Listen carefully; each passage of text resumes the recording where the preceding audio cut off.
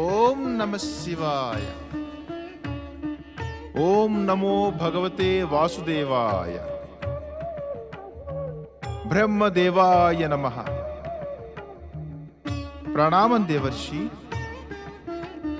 బ్రహ్మదేవ, తమరు సృష్టిని రచయించేవారు. తమరు తెలుసో తెలియకనో ఎవరో ఒక విచిత్ర ప్రాణిని సృష్టిస్తూ ఉంటారు. కానీ దాంతో బాధలు పడేది అన్యజీవులు, దేవతలు, మానవులు. కృపతోటి ముందు యోచించకుండా ఇక ఎవరికీ వరం ఇచ్చే పొరపాటు చేయకండి. సమయానికి పార్వతీమాత నన్ను పిలిచి ఉండకుంటే ఆ దుష్టుడు ఎట్టి అనర్థం చేసి ఉండేవాడో ఏమో. పరమశివులైతే బ్రహ్మదేవుల వరానికి ప్రాముఖ్యం ఇవ్వటానికి కావాలన్నా ఏమీ చేయలేకపోయేవాడు. గణేశుడు ఆ దుష్టుని బాహువుల వెలుపలై ఉన్నాడు. అందువల్లే పరాజితుని చేయగలిగాడు. శ్రీ గణేశ, మేమంతా నీకు రుణపడి ఉన్నాము. శక్తి స్వరూపుని మాత పార్వతి పుత్రుడవు. నిన్ను మించిన శక్తిశాలి ఈ జగతి యందే ఎవరూ లేరు. శ్రీ గణేశునికి జయము. సర్వరక్షకుడు, విఘ్నహారకుడు శ్రీ గణేశునికి గౌరీ పుత్రుడు శ్రీ గణేశునికి జయము. విఘ్నహారకుడు గజానన గణేశునికి జయము. శివనందనుడు శ్రీ గణేశునికి జయము. శక్తి స్వరూపిణి పార్వతీమాతకి, కళ్యాణకారకుడు శివునికి పుత్రుడైన అష్టవినాయక గణేశుడు తన అనంత శక్తి కారణముగానే అగ్రపూజకి అర్హుడైనాడు. అందుకే శివనందనుడు శ్రీ గణేశుని జయఘోష మొత్తం కైలాసమంతా ప్రతిధ్వనించింది. లంబోదర గణేశుని పూజించిన పిదప ఎవరైనా మానవులు, భక్తులు మహేశ్వరుణ్ణి ఆరాధిస్తారు. అట్టి వారికి ఎల్లప్పుడూ శుభమే కలుగును. నేడు చవన ఋషి తన ఆశ్రమ పరిసరములో శివలింగానికి పూజ చేయటంలో లీనమై ఉన్నాడు. ఓం నమః శివాయ. ఓం నమః శివాయ. ఓం నమః శివాయ. ఓం నమః శివాయ. ఓం నమః శివాయ. ఓం నమః శివాయ. ఓం నమః శివాయ. ఓం నమః శివాయ. ఓం నమః శివాయ. ఓం నమః శివాయ. ఓం నమః శివాయ. ఓం నమః శివాయ. ఓం నమః శివాయ. ఓం నమః శివాయ. అలా ఏం చూస్తున్నావు మిత్రమా? ఎవరు వీరు? నారాయణ నారాయణ. బాధ కలుగుతున్న నీ ప్రశ్న విని అత్యంత దుఃఖము కష్టము కలుగును. ఎప్పుడు చూసినా చిన్నవారు తమ పెద్దల గురించి తెలియకుండానే వారిని గౌరవించడం అన్న తలంపేరానివ్వరు. ఏం జరిగింది? సరే, నీవు ఇప్పటిదాకా ఇది తెలుసుకోలేదా ఏం జరిగిందో? నారాయణ నారాయణ. వర్తమానము గడిచిన వాటిని గౌరవించ తిరస్కరిస్తూనే ఉజ్వల భవిష్యత్తును పొంద చూస్తారు ఈ చిన్నవారు. కానీ భవిష్యత్తును ఉజ్వలంగాను వర్తమానమందు కోరినది పొందగలిగేది ఎప్పుడంటే పర్వత. మరి వారికి తోడుగా గడిచిన దాని పట్ల గౌరవం ఉంటేనే. ఈ గడచినది, వర్తమానము, భవిష్యత్తు చక్రాల్లో ఇరుక్కుపోయావే మిత్రమా. కాలంలోని నిజం జగతి అందలి అన్ని సత్యాల కన్నా శ్రేష్టమైనది మిత్రమా. ఈ మూడు కాలాల నిజమందే జగతి అన్ని సత్యాలు సమన్వితం అయ్యాయి. వీటి జ్ఞానమే లేకుంటే శేషజ్ఞానం ఎందుకు ఉపయోగపడదు. దేన్నైతే ఇరుక్కుపోవడం అంటున్నావో మిత్రమా, వాస్తవమందు అదే జాగృతి. నా మిత్రుడు, ఆ గురువు బృహస్పతికి శిష్యుడు అయిన పిదప కూడా నీవు ఇది కూడా తెలుసుకోలేదా? వీరు ఎవరో? ఇంతకు పూర్వం వీరిని ఎప్పుడూ చూడనే లేదు. అంటే నువ్వు జగతి అందలి మహామహావ్యక్తులని తెలియక, గౌరవించక, అర్థం చేసుకోకే గొప్పవాడిపోతావా? ఎలా సాధ్యం? ఎలా సాధ్యం మిత్రమా పర్వత? గొప్పవారవటానికి ప్రథమంగా జగతిలోని మహానుభావులందరి సమ్ముఖాన వినమ్ర మనస్కులం అవ్వాలి. నీకున్న అనుభవం నాకన్నా అధికం మిత్రమా నారద. అందుకే నీవంటున్నది నిశ్చయముగా సత్యమే అగును. నీవు చేసిన ఈ సద్బోధని నేను నా మనసు యందే నిలుపుకుంటాను. ఇప్పుడు చెప్పు, ఎవరు వీరు? వీరు శివభక్తులైన చ్యవన ఋషి. ఈయన ఎంతో కాలం దాకా శివారాధన చేసి ఒక కొత్త ఇతిహాసాన్నే రచించినారు. ఇక ఆమె ఆయన ధర్మపత్ని దేవి సుకన్య. మహారాజైన శర్యాతి కుమార్తె రాజకుమారి అయి ఉండి కూడా స్వతంత్రంగా వృద్ధుడు ఋషి అయిన చ్యవనుని పత్ని అయింది. ఓం నమః శివాయ. ఎంతో కాలం శివారాధన చేశారా? అయితే వృద్ధుడైపోయి ఉండాలి. కానీ ఈయన యువకుడే. సుకన్య వీరిని తన పతిగా స్వీకరించినప్పుడు వీరు కేవలం వృద్ధులే కాదు, అంధులు కూడా. స్వయంగా సుకన్యయే తన చేతులతో ఈయన కన్నులు పొడిచివేసింది. వృద్ధులు అంధులు కూడానా? అయితే మరి యువకుడు దృష్టి కలవాడు ఎలా అయ్యాడు? నారాయణ నారాయణ, పరమ శివశంకరుల కృప, ఇంకా సుకన్య పతిభక్తి పాతివ్రత్యాల కారణంగా. ఇంతటి రోమాంచక విషయాన్ని నీవు ఖండఖండాలుగా ఎందుకు చెబుతావు? ఒకే మారు కథను ఆశాంతం ఎందుకు చెప్పవు మిత్రమా? అయితే విను మిత్రమా, ఒకమారు శర్యాతి మహారాజు తన పుత్రిక సుకన్యని తోడ్కొని వనవిహారానికై వెళ్ళాడు.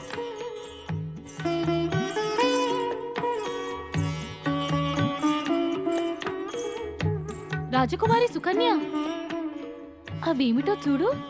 అక్కడ వనములో పుత్రిక సుకన్య ఒక మట్టి గుట్టలో 2 మణులు లాంటి మెరిసే వస్తువులను చూసింది. 2 మణులా?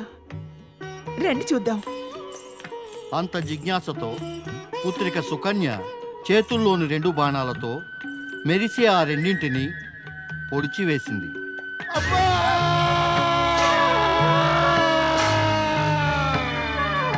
ఎవరు పొడి చేశారు నా కళ్ళని? ఎవరు నన్ను దృష్టిహీనుని చేసినది?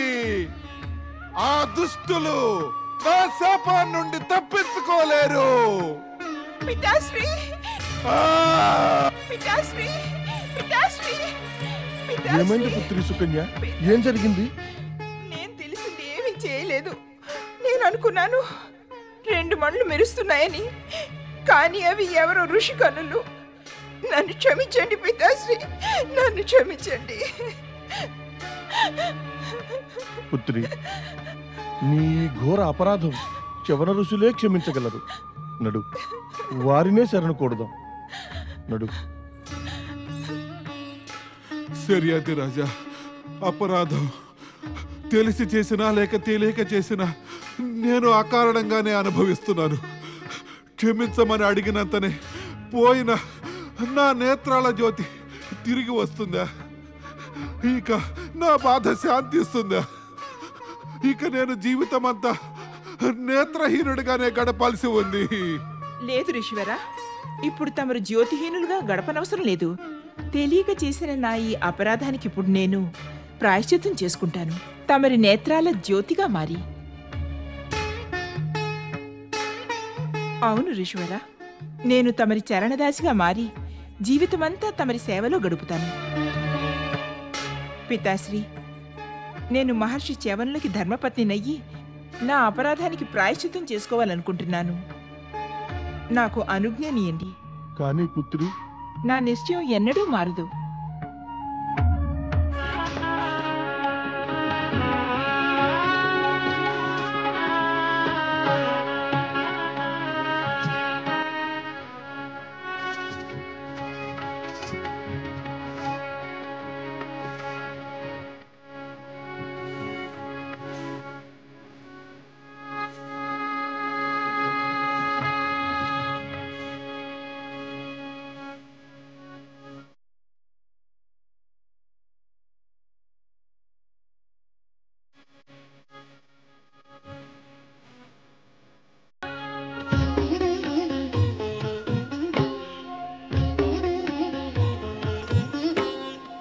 మేము నీకోసమే ప్రతీక్షిస్తున్నాము సుకన్య.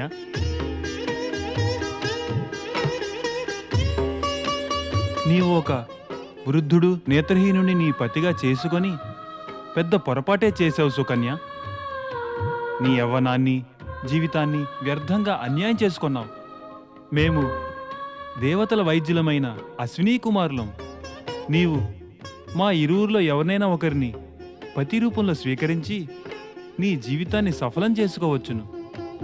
ఇక మేము మా దివ్య ఔషధములతో నీ పతికి తగిన చికిత్స చేసి ఆయనకి దృష్టిని యవ్వనాన్ని పునఃప్రాప్తింపజేస్తాం. ఇక నీవును పాప విముక్తురాలు అయిపోతావు.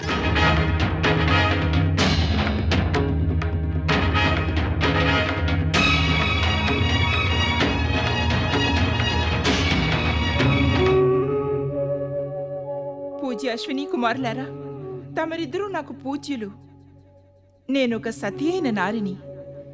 తమరిని వివాహం చేసుకునే ఈ వింత ప్రస్తావన తెచ్చే తమరు నా పాతివ్రత్యాన్ని, తమరి దైవత్వాన్ని కళంకితం ఎందుకు చేయాలని అనుకుంటున్నారు? తమరు దేవతల వైద్యులు, చ్యవన ఋషులకి స్వస్థతనీయగల సమర్థులు. నాపై కృప చూపి తమరిచట ప్రత్యక్షం అయ్యారు. సంపూర్ణ కృపనే చూపండి. ఆహా, అవశ్యం. మేం కృప చూపుటకే వచ్చాం.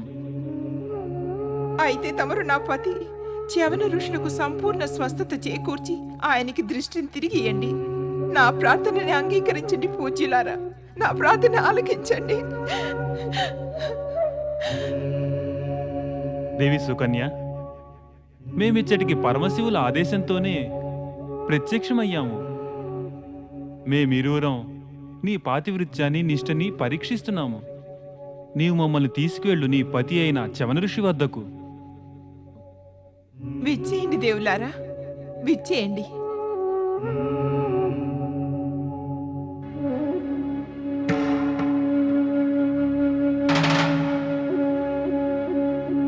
మహర్షి, ఇప్పుడు మెల్లగా లేవండి.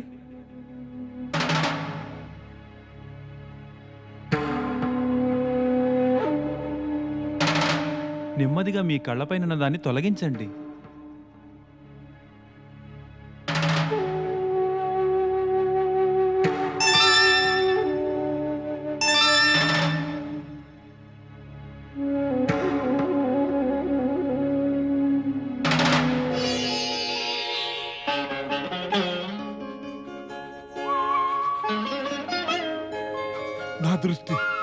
నా దృష్టి, నా జ్యోతి తిరిగి వచ్చింది. నీవు వింటున్నావుగా దేవి సుకన్య? నా జ్యోతి తిరిగి వచ్చింది. తమరు నన్ను ధన్యుని చేశారు అశ్విని కుమారులారా. తమరు నిజంగా నాకు మహోపకారాన్నే చేశారు. మేము ఆ పరమశివుల ఆజ్ఞనే పాటించాము ఋషివర. ఇప్పుడు తమరి ప్రాస్యమును సేవించండి ఋషివర. దీని సేవనతో తమరికి యవ్వనం తిరిగి వస్తుంది.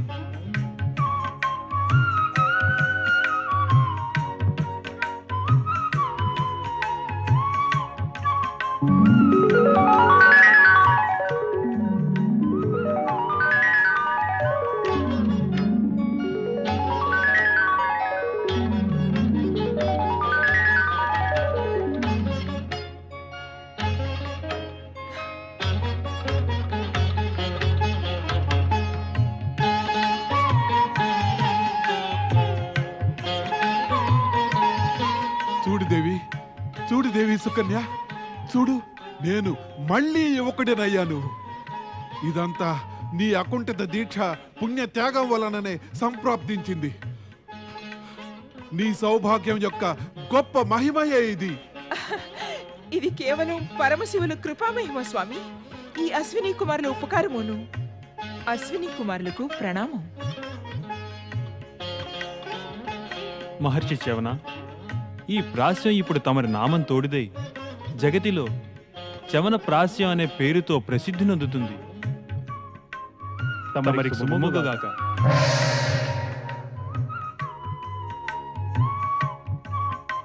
స్వామి,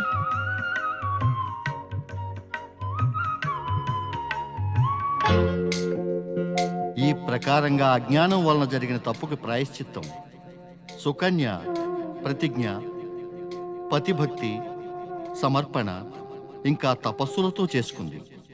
అదే సమయాన దివ్య ఔషధమైన చ్యవనప్రాశ్యము తయారైంది. ఇట్టి మహామహితాత్ములను దర్శించుకోవడం అత్యంత ఆవశ్యకం. నడు మిత్రమా, మనం వీరి ఆశ్రమానికి వెడదాం. వద్దు మిత్రమా, ఇప్పుడు వీరిరువురు శివారాధనలో లీనమయ్యారు. ఈ సమయాన వీరి ధ్యానభంగం చేయడం ఉచితమేనా? నారాయణ నారాయణ. మరి కానీ నేను పరమశివుల సందేశం ఒకటి వీరికి చెప్పాలే. అటులైతే మనం అవశ్యం వెళ్ళవలసి ఉంది. శివారాధన పూర్తి అయ్యేదాకా ఆశ్రమం ముందు కూర్చుని మనం ప్రతీక్షిద్దాం.